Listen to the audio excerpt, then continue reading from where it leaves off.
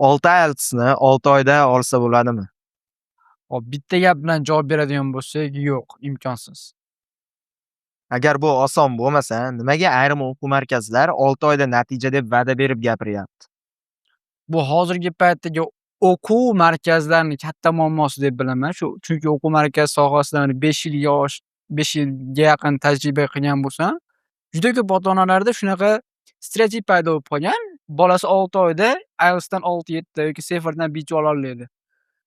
Buni asosiy kelib chiqish sababi ba'zi bir o'quv markazlari marketingida 6 oyda farzandingiz IELTS olsa bo'ladi, Sefer olsa bo'ladi deb reklama qilishyapti. Lekin o'sha markazga borsangiz, men o'zim shaxsan borib ko'rganman. Ya'ni tilni bilmaydigan inson sifatida.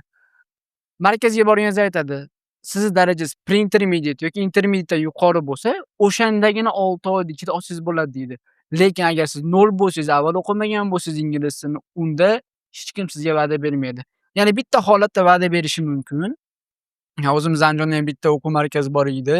Hozir yopilib ketdi. U 6 oyda General English o'rgatib qo'yamiz. O'shanga yana 3 oy o'qiysiz, ya'ni 9 oy o'qisiz, IELTS'dan 6 natija olib beramiz va ololmasangiz 100% pulingizni qaytarib beramiz degan reklama bilan, da'vo bilan chiqishgan. Ularning sistemasi qanaqada? Bir kunda 4-5 soat o'qiysiz va shartnomasida yozilgan. Agar talaba bir kun dars qoldirsa, sababini farqi yo'q yoki bir kun vazifani qilmasa, sababini farqi yo'q.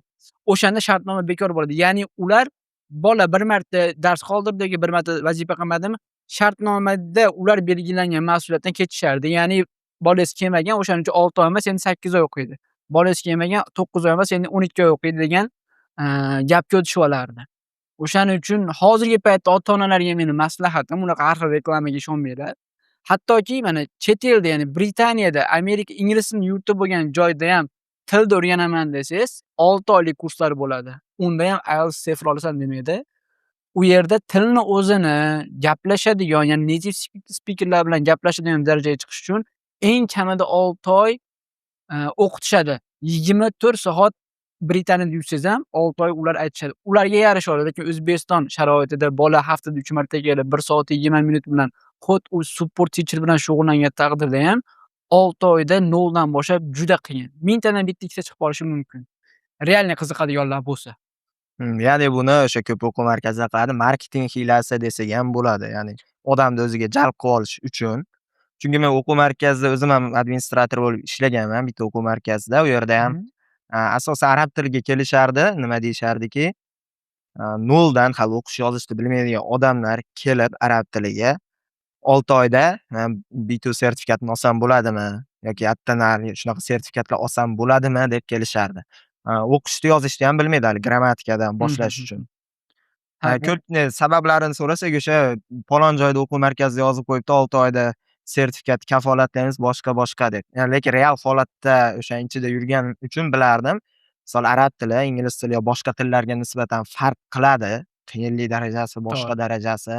Shunda 6 oy nerealniyligi aniq edi. Ko'p o'quv markazida shunaqa deb va'da berib, odamlarni ishontirib qo'ygan. Odamlar shunga ishonib qolgan. 6 oyda arab tili yoki ingliz tilidan sertifikat olsam bo'lar ekan deb. Bu siz aytganingizdek rostdan marketing hiylasi. Haqiqatan sistemani to'liq bilmaganlar 6 oyda bo'lib qolganda, biz markazga ham kelib turib, 6 oy necha oy o'qitasizlar deydi ko'p odam. Bitta daraja o'rtacha 2-3 oy desiz, 2-3 oy. To'liqda qancha tugatadi? Misol uchun 1 yil olaylik. Generalda 1 yilda. Kerak bo'lsa ba'zi holat generalda o'qib 10 oyda keyin Sefer IELTSga tayyorlanib B2 olish ehtimoli bor. Ko'p o'qitasizlar ekan deydi. Lekin haqiqatan boshqa markazga borsam, shu 6 oy deganga borsa ham baribir 1 yil o'qitadi eng kamida. Ya'ni bitta narsani men ko'p ota-onalarga men o'zim admin bo'lganda aytganman. 6 oyda olsam bo'ladimi deb kelgan paytda siz bilan biz o'zbekmiz deyman. Xo'p, agar siz bilan meni hozir o'zbek tilidan Sefer imtihoniga kirgizib qo'ysa, biz o'zbek tilimizdan ham kerak bo'lsa B2 ola olmaymiz deyman. Chunki nimaga? Biz tilda bilishimiz boshqa narsa, sertifikatga tayyorlanish boshqa narsa. Chunki sertifikatga kirgan paytda biz kulli razgovorimiz bo'lmaydi, kulli suhbat bo'lmaydi. U yerda beriladigan savollarni turi, yoziladigan insholar turi, strukturalar bor, qonun-qoidalar bor, vaqtda limiti bor. O'sha narsalarni o'rgatganda ham eng kamida 2-3 oy vaqt ketadi-da. Tilni bilgandan keyingi etap shu sertifikatga tayyorlov. O'shaning uchun birorta tilni o'rganishdan oldin birinchi navbatda bilish kerak, vaqt ketadi. Eng kamida 1 yil vaqt bersin. Ikkinchidan, farzandi qiziqadimi o'sha tilga? O'shani ham inobatga olsa, agar qiziqmasa 3 yil sarflasa ham o'qimay yurganlarni ko'ryapmiz. Mhm. Hozir ko'plab o'quv markazlarida ko'ramiz boshqa ingliz tilini biladiganlarni IELTSga tayyorlov kurslari bor. Mhm. Ayrim o'quv markazlarida faqat o'sha mock testlar orqali tayyorlaydi. Faqat mock shunaqa qilib o'qitib boradi. Shu usul bilan ham yuqori ball olishi mumkinmi IELTSda? Tan olish kerak, shu strukturani qilsa oson bo'ladi, lekin bu yerda bitta juda katta muammo kelib chiqadi. O'zimizda mana ingliz tili yo'nalishi davlat universitetlari bor, to'g'rimi? Ingliz tili filologiya o'qitadi, shu tillar sohasi bo'yicha o'qitadi. Lekin o'sha yerda kadrlar bilan juda ko'pi bilan tanishmiz, ya'ni bitiruvchilar bilan oshna qolganlarimiz bor. Ular ko'cha-kuyda ingliz tilida gapirsa, gapirishni bilmaydi. Lekin ularni qo'liga kitobni bersak, ya'ni test kitobini bersak ishlab bera oladi. Chunki ular imtihonga tayyorlangan paytda faqat test uchun tayyorlanishgan. Gaplashtirilmaydi, o'qib tushunganda tarjima qilib berishda qiynaladi. Birontasi gapirsa tushunmaydi. O'shaning uchun ularga qo'liga kitob berasiz, test bo'lsa ishlab beradi. Chunki sistema shunaqa bo'lgani uchun faqat universitetga kirib olsam bo'ldi. 30 ta test, 36 ta test yechsam bo'ldi. Hozir IELTSga tayyorlanayotganim xuddi shunaqa. Listening bilan readingda sun'iy ravishda balli ko'tariladi. Ya'ni mock ishlar olgandan keyin so'z yodlaydi, qanday yechishda readingda bilib oladi, listeningni ham xuddi shunaqa qilib ko'tarib oladi. Bu yomon emas. Gapirsa tushunyapti, o'qisa tushunyapti. Bu yaxshi natija, zo'r.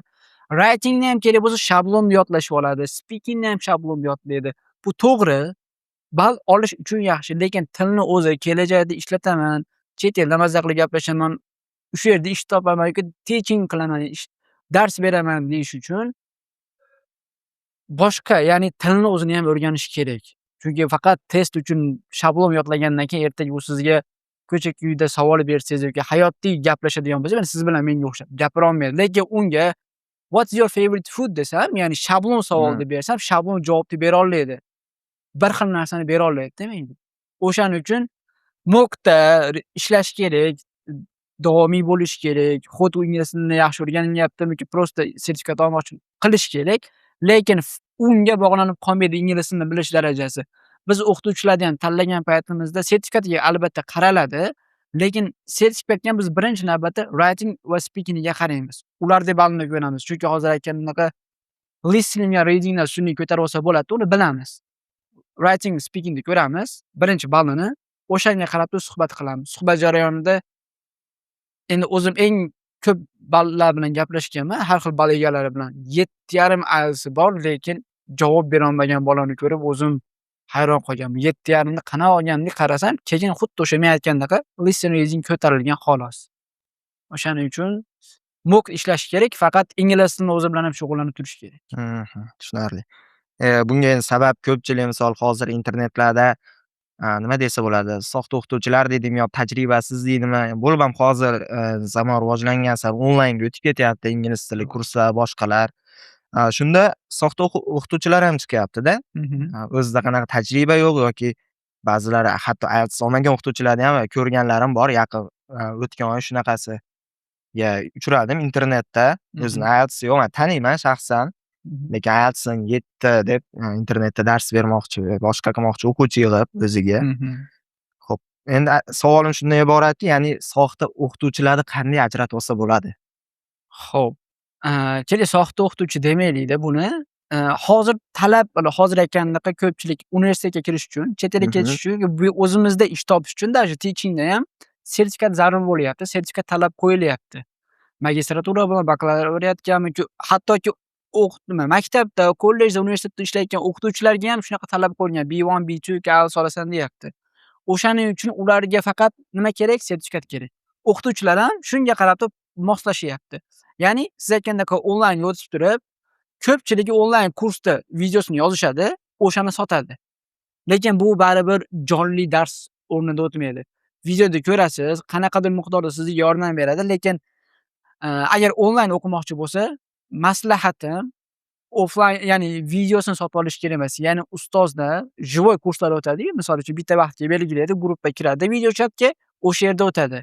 Yoki videoda tashlab beradi, videoda ko'radi, videodan keyin dars o'tadi. Xuddi shunaqa qilib dars o'tish kerak. O'shanda o'rganayotgan taraf savol kelib chiqadi-da, bilgan taqdirda ham savol kelib chiqadi. O'shani ustoz orqali so'rab olsa, o'rganish ham tezlashadi, xatolari kamayadi. Endi soxta o'qituvchilar demasligimiz sababi ular ham endi balkim IELTS'i bordir, balkim TOEFL'i bordir, tajriba qilayotgandir. Ular ham keyinchalik yaxshi ustoz bo'lib ketadi. Ular endi boshlashyapti. O'shaning uchun ba'zi holatlarda muammolari bo'lsa kerak ularda. Yo'q, endi boshlayotgan bo'lgan taqdirda ham noto'g'ri misol endi ma'lumot berib olib chiqyapti-da o'zini misol ommaga, boshqa internetda shunaqa holatlar bo'lyapti. Xo'p, endi ko'pchilik o'sha IELTS'ga tayyorlanaman deb o'sha pullarini, yillarini yo'qotayotgan o'quvchilar bor. Ularga qanaqa tavsiya bera olasiz? Xo'p, ularga birinchi beradigan maslahatim, agar birinchi navbatda o'sha tilni yaxshi ko'rish kerak. Hech bo'lmaganda kerakligini his qilish kerak. Ba'zi narsalarni sevib qilamiz, ba'zi narsalarni sevmasak ham majburlikdan qilamiz. Ya'ni biz bilamiz u narsa bizga kerak bo'ladi. Xo'p, o'sha narsani olganimizdan keyin uyni fundamenti ham pastki devorlarsiz bitmaydi. Ingliz tilini asosiy general qismini uyni fundamenti, ya'ni devorlari deb olsak, tom bu IELTS yoki TOEFL bo'ladi. Birinchi navbatda biz g'ishtlarimiz, ya'ni fundamentimizni yaxshi qilib, general Englishni yaxshi o'rganib olsak, undan keyin TOEFLga o'tishimiz kerak. Juda ko'p odamlar boshida aytganimizdek 2-3 oy o'qiydi-da, nima qiladi? Menga sertifikat kerak deydi, mock ishlashga o'tib ketadi. O'shandan keyin mock sertifikatini oladi, lekin tilda bilmaydi. Biron joyga borsa ishga olmaydi, sababi tilda bilmaydi. Yana boshqatdan o'qiydi. Yana majbur bo'ladi o'qishga, qayta o'qishga. O'shaning uchun avvalambor generalni yaxshi qilish kerak. O'zim men o'quvchilarga ham, ba'zi ustozlarga ham maslahat beraman o'quvchisini o'qitayotgan paytda. Generalni 8 oy, 10 oy zo'r o'qigandan keyin bola IELTS'da, TOEFL'da hali beri o'qimadi. O'qimasdan turib mock topshirib ko'rish kerak. O'shanda IELTS'dan mock'i 5.5.5 chiqdimi, o'shandan keyin sertifikat gruppaga o'tish kerak. Chunki general zo'r biladi degani o'qigan narsasini tushuna oladi. Bironta mavzu bersangiz yoza oladi. Bo'limini yoza oladi. Eshitsa tushuna oladi ancha buncha. Speaking va writing, ya'ni hamma sectionda qanaqadir miqdorda ball ola oladi deganida, tilni yaxshi o'zlashtirib olgandan keyin. Qarayapti 5.5.5 chiqyaptimi mock'lari. O'shandan keyin sertifikatga bo'lsa, o'sha u yog'ida hali aytganimizdek qolipga soladi. Ya'ni sertifikat qonun-qoidalari, limitlarini, nima qilish mumkin, nima mumkin emas, nima yozish kerak, o'shalarni o'rgatadi. O'shanda 6, 6.5, 7, praktika qilsa 8, 9 ga olib chiqsa bo'ladi. O'shaning uchun birinchi navbatda general o'qisin. Shoshilmasin IELTS'ga o'tgani. Keyin IELTS yoki TOEFLga o'tsin.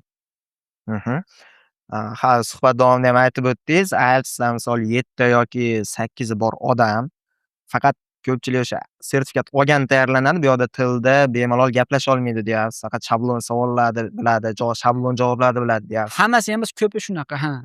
Afsus. Shunaqalar hayotda bor, taniydiganlarim. Ko'pchilikda bitta fikr shakllanib qolgan.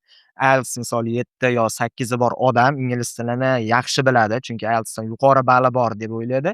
Lekin bu yoqda IELTS yo'q, ingliz tilini o'rgangan yoki IELTS 6 odam ham undan yaxshiroq gaplasha oladi, undan yaxshiroq misol tushunadi, shunaqa qila oladi. Unaqa odamlar bor, lekin ko'pchilik o'ylaydi, o'sha faqat IELTSni o'ziga e'tibor berib, sertifikat olganiga e'tibor berib, nima deysiz, tilni to'liq tushunmay qoladi. Shunaqalarga nima deya olasiz? Unaqalar biz ko'p keladi, aytganimdek, baribir tilni qaytarishim kerak deb. Ular ham, lekin ularda baza bor. Ularga osonroq. Ular yarim oy, 1 oy, 2 oy maksimum generalda sal praktika olsa, review olsa, ular o'ziga kelib ketadi, xudo xohlasa. Siz aytgan gapingiz ham to'g'ri. Ota-onalar ham o'quvchini o'qitgan olib kelgan payt ustozi TOEFL'ini yoki IELTS'ini so'raydi. Biz o'shanda aytamiz, yo'q, ustozimiz IELTS'i bor deymiz. Faqat undan oldin biz e'tibor beradigan jihatlari bor-da. Ustoz pedagogmi deymiz. Ya'ni ustoz bolalar bilan ishlay oladimi? Bola vazifa qilmasa, qanaqadir holatda bo'lsa, kelmay qolsa yoki qiziqmay qolsa, bolani qayta o'ziga o'sha qiziqtirib ola oladimi? Undan keyin tilni o'zini biladimi? Generalda biladimi? O'qitayotgan narsasini biladimi, yo'qmi?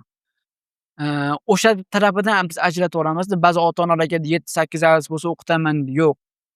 Siz aytayotgandek, til zo'r biladigan ustoz bor, sertifikati bor ustoz bor. Bu ikkosi biz bir xil deb bilmaymiz, to'g'risi. Agar sertifikati zo'r, tajribasi bor, to есть tilni o'zini ham bemalol ishlatadigan bo'lsa, zo'r o'rgansa ham. Lekin afsus, hozirgi paytda siz aytgandek general teacherlar bor. Ular reklama o'zini qilishmaydi ham. ular bolani zo'r tayyorlab beradida, bu yoqda IELTS o'qitadigan ustozlar bor. Zo'r o'qigan bola IELTS o'qigan ustozlar oldiga keladi, zo'r ballada oladi. Bu yog'idagi IELTS o'qitganlar bular ham mehnat qilgan, lekin asosiy mehnatni bu general qiladi-da. Bular IELTS ustozlar o'zlarini internetga olib chiqib turib, mana meni o'quvchim 7 oldi, 8 oldi, B2 oldi, C1 oldi deydi. Lekin bundan oldingi madi 8 oy, 1 oy, 1,5 yil qilingan ustozlarning mehnati ham yotadi buni tagida. Shunaqa jihatlari ham bor. Tushunarli. Rahmat suhbat uchun. Sog' Vaqtingizni bo'ling. ajratgan